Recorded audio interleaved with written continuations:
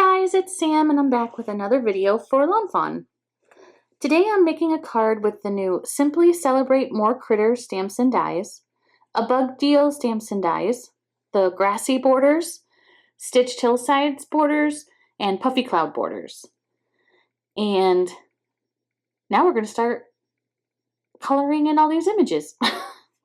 And per usual, I color way more than what I actually need.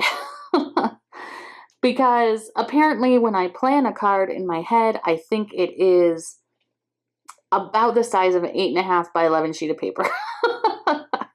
That's what it felt like anyway, coloring all these images and then not being able to use them all. But c'est la vie, right? I didn't know what color I was going to color all these bugs.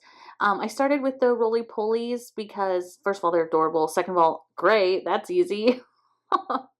And then I thought, okay, maybe I'll color in these critters, little bugs, somehow with like a rainbowy color. So I started with the caterpillars, and I'm doing teals. And mint, I make it like a minty. I start with a teal and then a light blue, and then I add a mint to make it a mint green. And then I'm like, can I do a rainbow? I don't know. So then I go back to the worms because I know those are going to be orange. Orange, oh my gosh.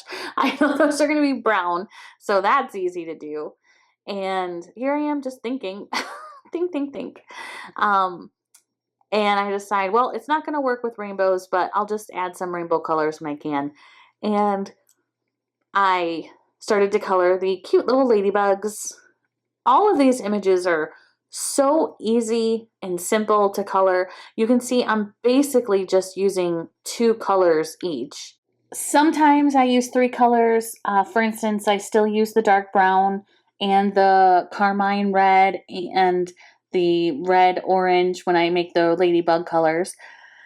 And the caterpillars had 3 colors just to get that mint color, but mostly it's just 2 colors. The bodies of these dragonflies are a dark shade of purple, pulled out the color with my water brush, and then the dark shade again, pulled out with the lightest shade, and that's how I color all these little insects. A darker shade, lighter shade, pull it out.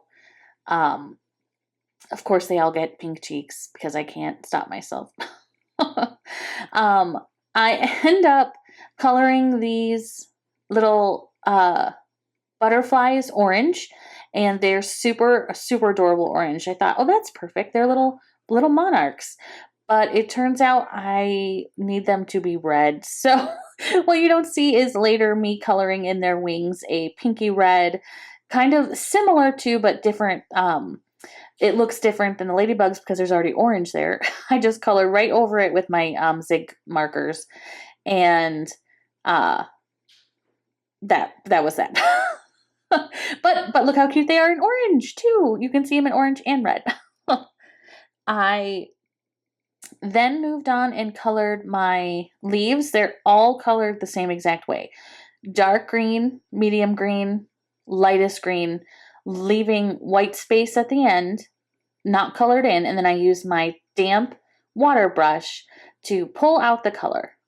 And of course, on these larger images, although of course, you know, they're not really large, but on the bigger images, I definitely use a circular motion when I'm coloring.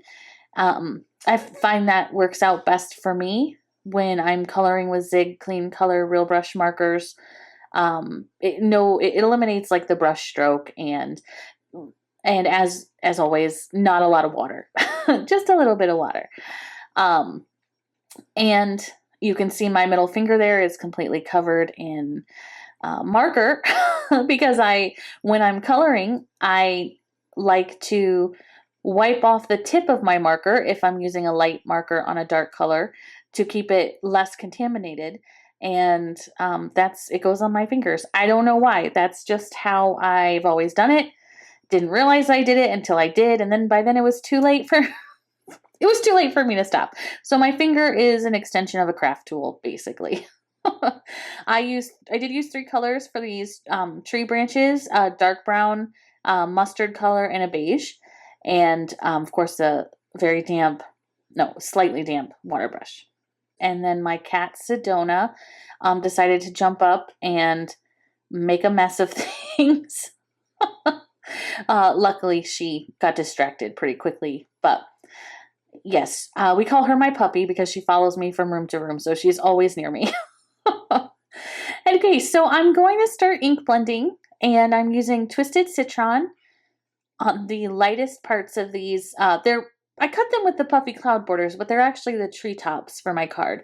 So I'm using twisted citron for the lightest parts, mowed lawn, and then a tiny, tiny bit of pine needles. Pine needles is very dark compared to twisted citron, so I just need a little bit of shading at the top, and that is how it is. I did not splatter on my treetops. I thought about it to add like the texture of other leaves, but since I already had all these leaves colored and die cut, I decided no splattering. And now I'm going to color ink blend the hills and the grass, but it took me the longest time to figure out what colors, because I have the greens on the leaves, the greens on the treetops, the greens on the bugs. I didn't want to use the same sets of greens, so I settled on cracked pistachio for the tops and peacock feathers on the bottom, just to make it a little bit tealy, minty, I don't know, slightly different than the rest of the greens. I was sitting there wondering what color, what colors to ink blend for so long that my son walked by and said, "Mom, are you okay?" Because I was just staring at the colors on my desk, just wondering what to do. And I was okay. It just took me a while to figure it out. And in the end, I really like those differences. I am going to need a piece of white cardstock for my sky, and I'm just kind of thinking, laying it out where I want it to see how far down I really want the color to show. And I start by using wilted violet, blueprint sketch, peacock feathers, and salvaged patina. As you can see, I start with distress inks, but it is so streaky, and I couldn't get it to go away and not be streaky. So I switched the same colors, but I'm using distress oxides, and those colors just go on so smoothly. And even if, see, I have a couple streaks there, even if you have streaks, you can blend them out 90% of the time. I just, like I said, I just thought, well, distress inks are easier and smoother, so that's what I switched to, and it was perfect. I'm just using a little bit of mermaid lagoon right there between the blueprint sketch and wilted violet, and then lastly salvaged patina, and just putting that kind of all over. And those are my ink blending. Easy peasy.